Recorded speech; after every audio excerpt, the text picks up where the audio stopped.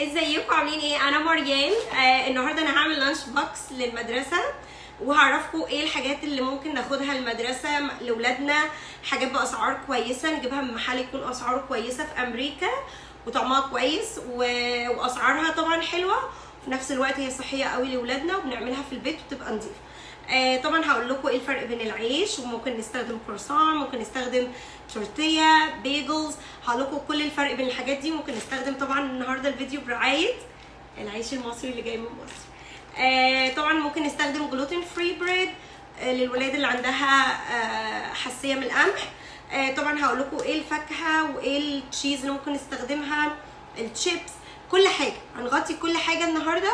طبعا الفيديو ده انا بعمله مخصوص لمصر والمصريين، فنعمل احنا لانش في البيت لاولادنا بنفس الطريقه بتاعه المدرسه، مش هنعملها خالص بطريقه الكوارع ولا السي فود ولا صح. انا نسيت اقول لكم، انا شفت رنجه رايحه المدرسه ومعاها كيس فوار او ازازه بيبس، فلا احنا مش هنعمل كده.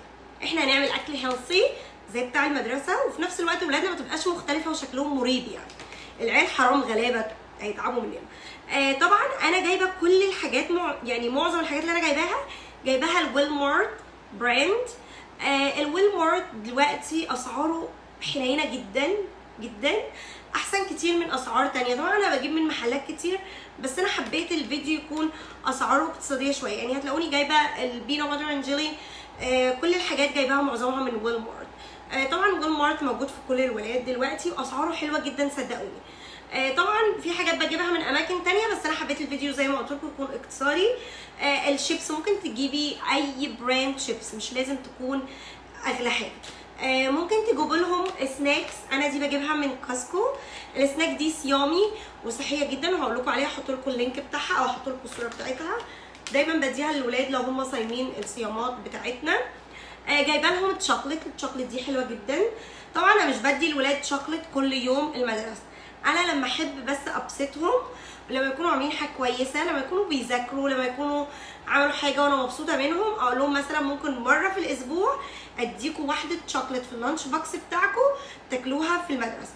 طبعا الحاجات دي مش على طول، احنا ما بنحب مثلا نبسطهم او نحب نريورد ذم علشان هم عملوا حاجه كويسه، احنا ممكن نعمل حاجه زي كده، لكن ده مش على طول. انا بس حطها منظر مش اكتر، يعني ما تاخدوهاش. تعالوا بقى، انا هعمل اول واحد الجلوتين فري بريد، ده اللي هو العيش الخالي من القمح. اول حاجه انا حطيت المايونيز بتاعي، انا بنتي بتحب الخس فهحط لها خس، وبعد كده هحط الباسترامي واحط تشيز، هي بتحبه كده، فكل واحد يحب يعمل اللي ولاده بيحبوه. فده الساندوتش بتاعي، هقطعه لها كده ماشي، هحطه هنا. وبعد كده انا حطيت البروتين بتاعي، حطيت الساندوتش، فدلوقتي هبتدي احط هنا خضار وفاكهه عشان نحط شوربه كوارع. اوكي، انا هحط لها عنب، هي بتحب العنب، هي بتحب العنب بس، فانا هحط لها عنب حسب اللي ولادكم بيحبوه. طبعا الخضار بتاعي هحط لها كام واحده خيار، احط لها كام واحده جزر، انا مقطعاها كده شكله يبقى حلو. الولاد بتحب التغيير برضو، يعني لما بيشوفوا شكل الحاجه بيبقى كويس نفسهم بتتفتح. فده اول لانش بوكس معايا. يلا بينا نعمل لانش بوكس تاني. لانش بوكس معانا انا هعمل في العيش اللي هو الهوت دوج بريد، اللي هو زي العيش الفينو في مصر. طبعا هبدا زي ما قلت لكم، احط المايونيز زي ما انتم شايفين. المره دي هغير نوع اللحمه، احط لها بيبر تركي، ده شكله حلو جدا جدا. احط كده الاول، وهغير شويه احط لها جرجير الناحيه التانية، احط يلو تشيز،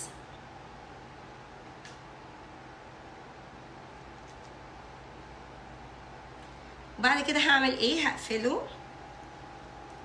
انا خلاص خلصت الساندوتش بتاعي، قطعته هحطه هنا.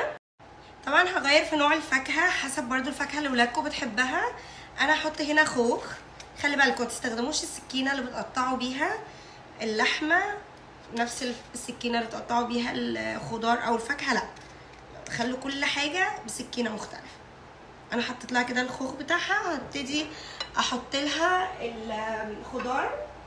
هعمل زي ما عملت اللانش بوكس الاولاني، هحط برضو خيار واحط جزر. انا مش بحط طماطم في الساندوتش لاني بتنزل ميه وبتخلي العيش يبقى طري قوي، انا مش بحب اعمل كده. ده دلوقتي تاني لانش بوكس معانا، ده تركي ساندوتش. يلا نعمل لانش بوكس التالت. دلوقتي ده تالت ساندوتش معانا، هعمله على توست. فهحط الاول مايونيز، بس ما تحطوش كتير قوي. دلوقتي انا بحط في الساندوتش هنا بسترومي، ده شكله طعمه بيبقى حلو قوي على فكره. عايزه اوريكم روست بيف، بيبقى حلو قوي. روستد بيف ده شكله. طبعا دلوقتي هحط التشيز بتاعتي كده، وحطيت الخس، هقفلهم كده على بعض، وهقسم الساندوتش واحطه في قلب العلبه بتاعته بالطريقه دي.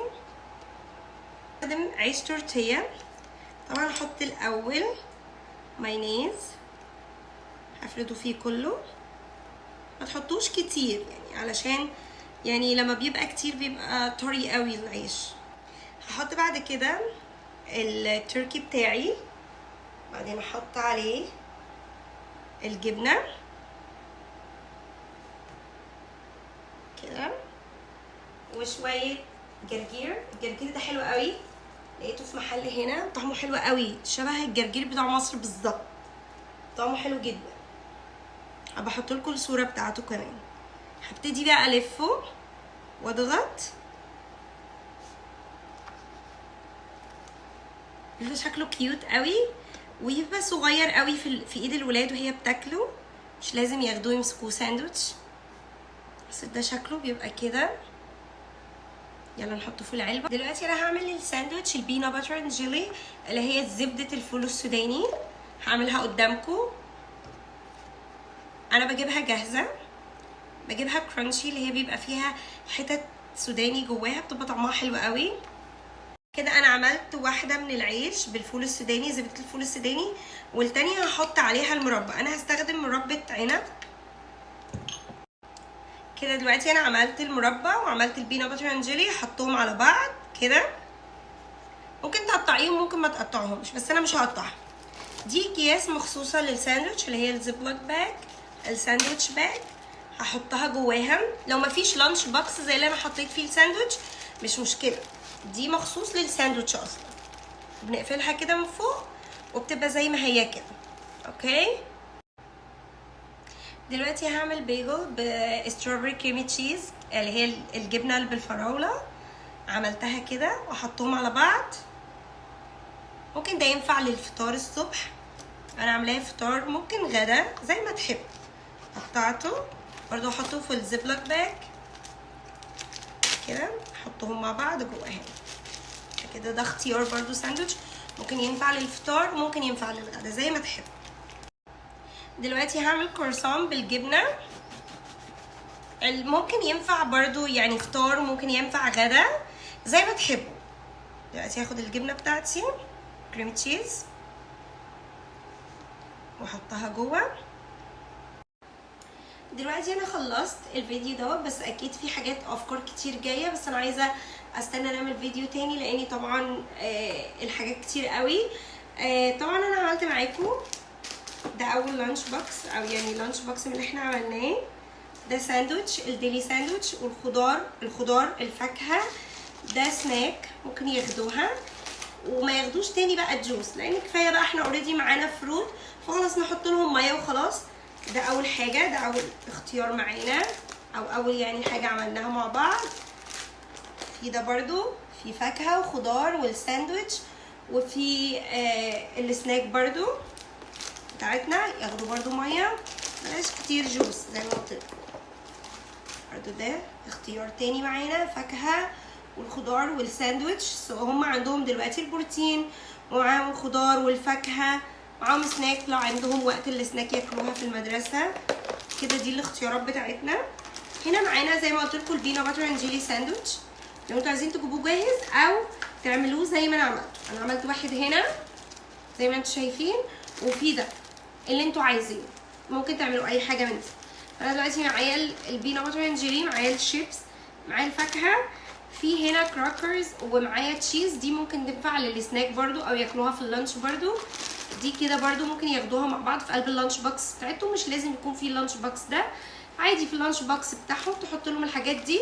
ومعاها ايس باك عشان البينا باتر اند جيلي والتشيز.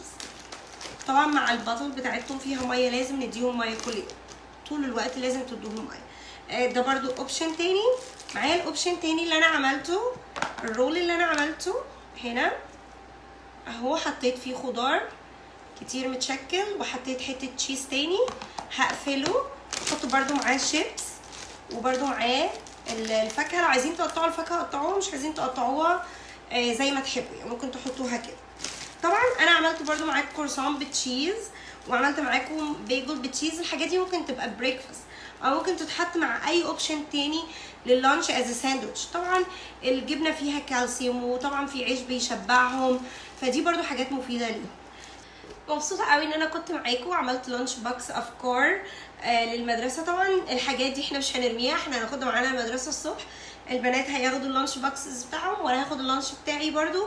فدي كلها حاجات حلوه ومفيده لاولادنا، واحنا عملناها في البيت وما افورناش ولا حطينا كوارع ولا حطينا اي حاجه. طبعا مش المفروض ياخدوا اكل تقيل قوي وهم رايحين المدرسه، هما anyway هيرجعوا البيت، لازم يكون في وجبه في البيت اساسيه، العيله كلها تتلم على الترابيزه او السفره، ياكلوا لانش مع بعض، تقعدوا تحكوا مع الولاد ايه اللي حصل معاهم في المدرسه، لو في حاجه ضايقتهم تحكوا مع بعض، يعني از عيله از فاميلي. دي بتبقى حاجه حلوه جدا جدا، الولاد تبقى قريبه قوي مننا وتبقى معانا. فما ينفعش اديهم اكل كتير وتقيل وياكلوا في المدرسه ويرجعوا في البيت يبقوا نفسهم مسدوده مش قادرين يقعدوا معانا. دوم حاجات خفيفه، دوم حاجات صحيه.